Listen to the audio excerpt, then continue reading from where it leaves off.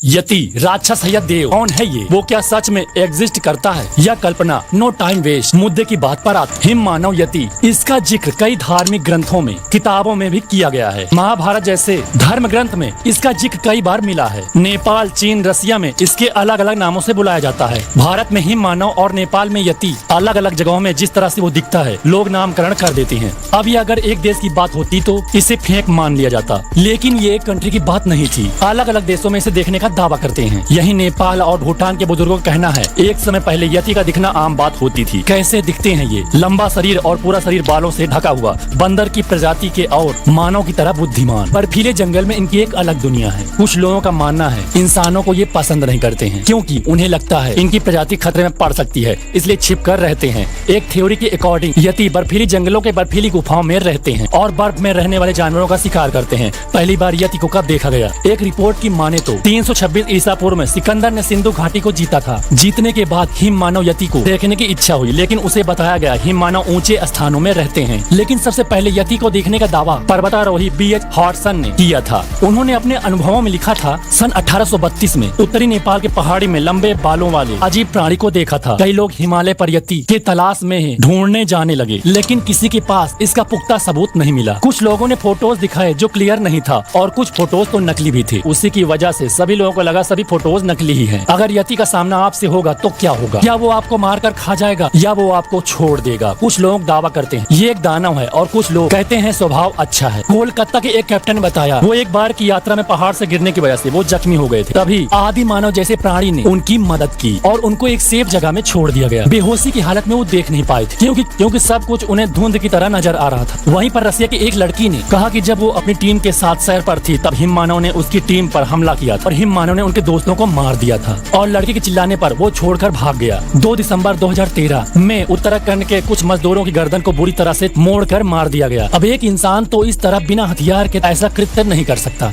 और जांच पड़ताल के बाद उन मजदूरों के पास फुटप्रिंट भी नजर आए जो देखने में काफी बड़ी थी। हो सकता है हिम मानव भी हम इंसानों की तरह हों, कुछ अच्छे और कुछ मेरे दोस्त की तरह। आपको क्या लगता है, क्या यति जैसी कोई चीज एग्जिस्ट करती है, या आप पता लगाने जाओगे या सब दंत कथाएं हैं? कमेंट में अपनी राय देना मत भूलिएगा।